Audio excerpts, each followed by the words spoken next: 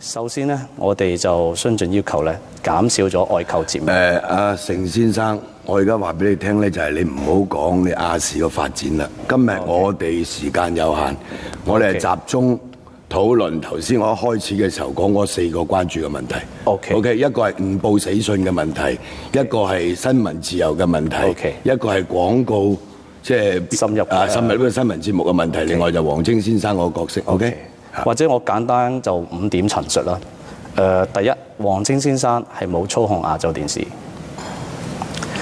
第二，亞洲電視一向以嚟都尊重新聞自由，堅守呢個採編獨立同埋編輯自主。亞洲電視管理層從來冇干預亞洲電視新聞部嘅運作，而誤報事件同黃晶先生係無關嘅，但係今次誤報事件，亞洲電視受到一個好慘痛嘅教訓，醞釀咗2個月，都影響咗香港嘅市民同埋大家。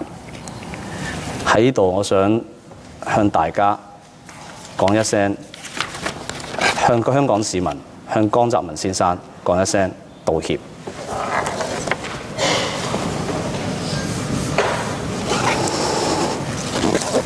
最後，我想再喺陳述一點，就係理財博客係財經資訊節目，並唔係新聞節目、新聞報導。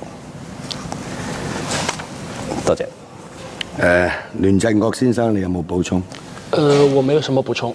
OK， 好，咁啊，跟住落嚟咧，我哋就請呢個亞洲電視嘅前高級副總裁梁家榮先生發言。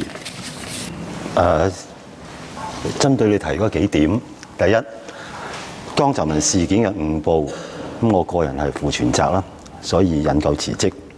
第二，亞洲電視嘅管理層有冇干預到亞洲電視新聞部？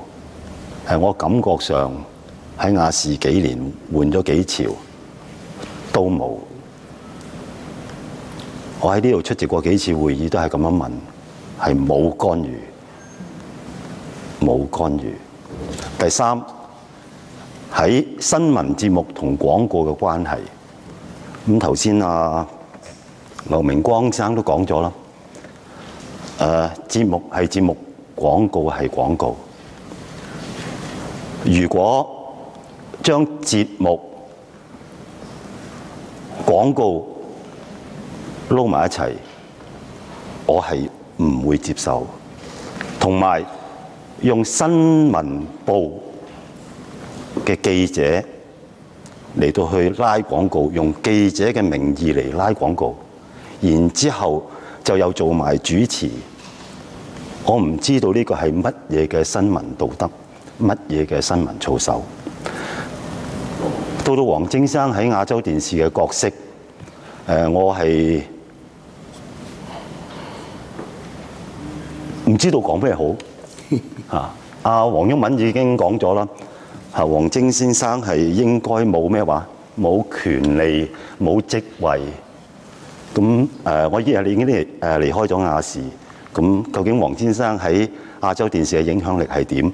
就適宜問阿成品如先生同埋阿聯振國先生。其實問你都啱嘅，榮總，因為你都有同佢接觸噶嘛，係咪？係啊。OK， 好啦，一陣間啲委員會問你嘅。譚慧儀女士。基本上我都同意阿榮總所講嘅觀點嘅。我冇乜太多嘅補充，我只係想講一點，就係我哋新聞部製作嘅節目，我哋嘅從始至終，我哋嘅宗旨都係，凡親係新聞部製作嘅節目，就一定唔可以有廣告成分嘅內容滲入去。呢條界線係非常之清楚嘅，亦都係我哋做咗咁多年新聞工作者，我哋始終都要堅守嘅底線同埋原則。多謝主席，同埋多謝咁多位議員。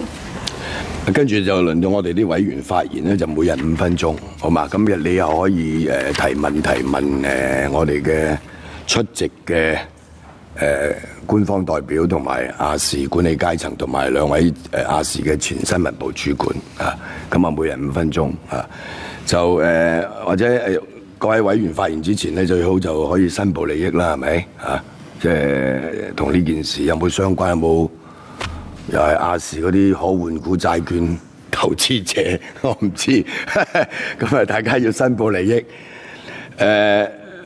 或者我再提醒各位委員咧，我哋今日討論嗰個範圍咧，就係第一就係嗰個江澤民死訊誤報嘅問題，咁啊牽涉到嗰個所謂呢個持牌機構是否準確無誤報導新聞，呢個基本上冇乜爭議性嘅。咁就亞洲電視咧，即係呢一件事亦都引起好多關注，然後港管局收到好多投訴。咁呢啲投訴喺條調查緊，我覺得呢個調查就即係應該時間係好短嘅，係咪？因為個事實好清楚，就係假，跟住就有罰則，係嘛？第二個問題咧，就係大家比較關注嘅就係梁家榮先生喺佢提咗辭職信2個月之後，咁亞視管理階層批准佢辭職，然後佢接受呢個記者訪問嘅時候提到咧，佢盡最大嘅努力都冇辦法阻止呢個新聞出街。咁於是就俾我哋引起即係浮想聯翩。咁啊，邊個令到呢個新聞出街咧？咁於是社會上邊咧就討論一個亞視管理階層或者個老闆或者個幕後老細有冇直接干預新聞部嘅運作，係嘛？第三個部分咧就係頭先阿榮總即係好堅持嘅即係新聞就係新聞，節目就係節目，廣告就係廣告。咁佢對於理財博客嗰個做法咧非常之不滿嘅。咁大家睇報紙都知道㗎啦，係咪？咁呢個又好明顯就會違反呢個廣播條例嘅嚇。第四咧就係大家最關心㗎啦，究竟呢位黃先生係何許人也咧？係咪？咁呢個牽涉到香港而家呢啲咁嘅所謂發牌咧，就係話你港管局又好，政府又好，即係而家大家睇翻亞視嗰個股權嘅，即係過去一段時間嘅不斷嘅轉移同埋紛爭。一個台灣幫，一個大陸幫，兜個圈揾人頭就控制咗你個電視台㗎啦。OK， 咁所以我哋今日主要就係講呢4個範圍啊。咁啊就因為我哋有成2個鐘頭嘅時間嘅，咁大家可以排第2輪都得，係嘛？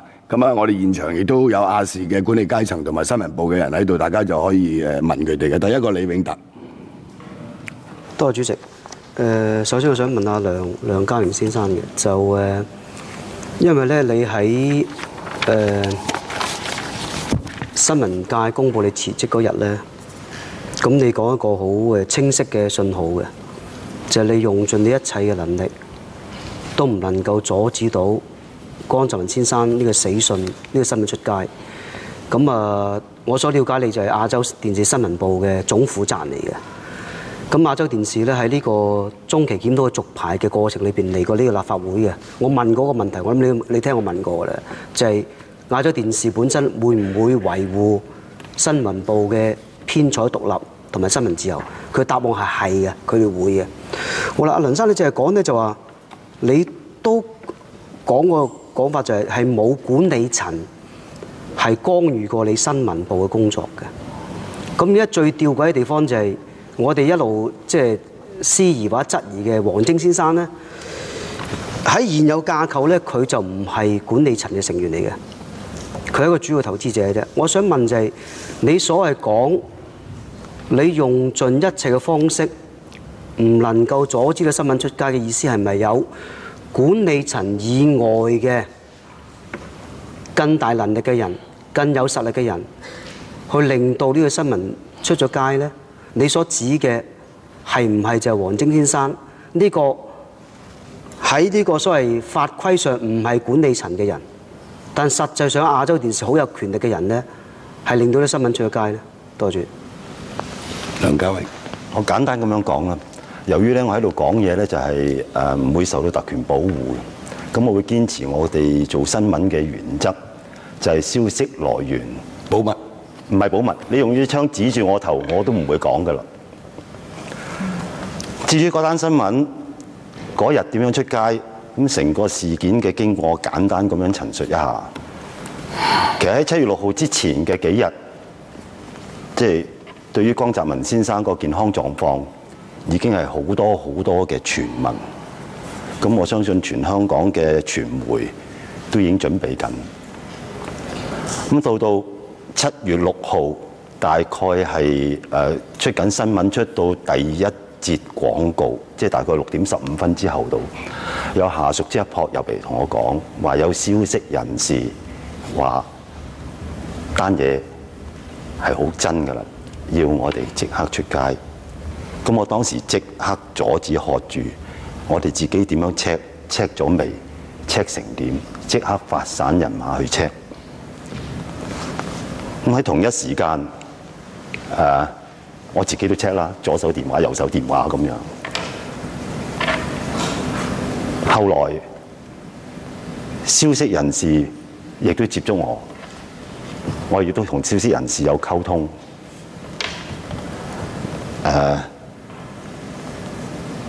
總之個信息就係要盡快出街，要即刻出街。咁我話唔得，因為我啲同事未 check 到，未有第二個 source 嚟到證明呢單嘢係真嘅。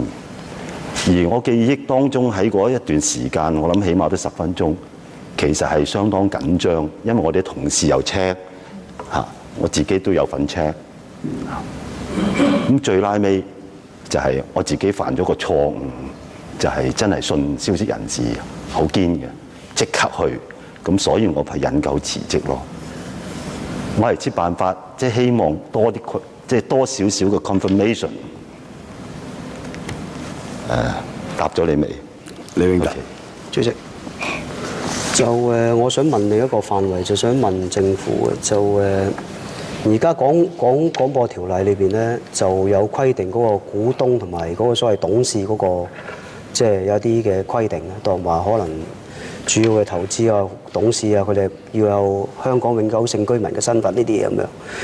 咁就我想問黃晶先生呢個例子咧，雖然我唔想時點佢名，但係佢呢個例子容易去討論。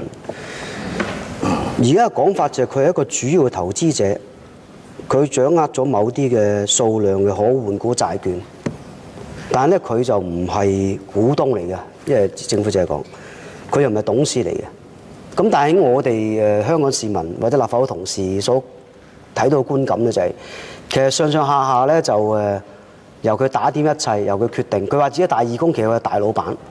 咁我想問政府，其實呢一樣嘢係咪有檢討嘅必要咧？多謝主席。邊位答？劉明光。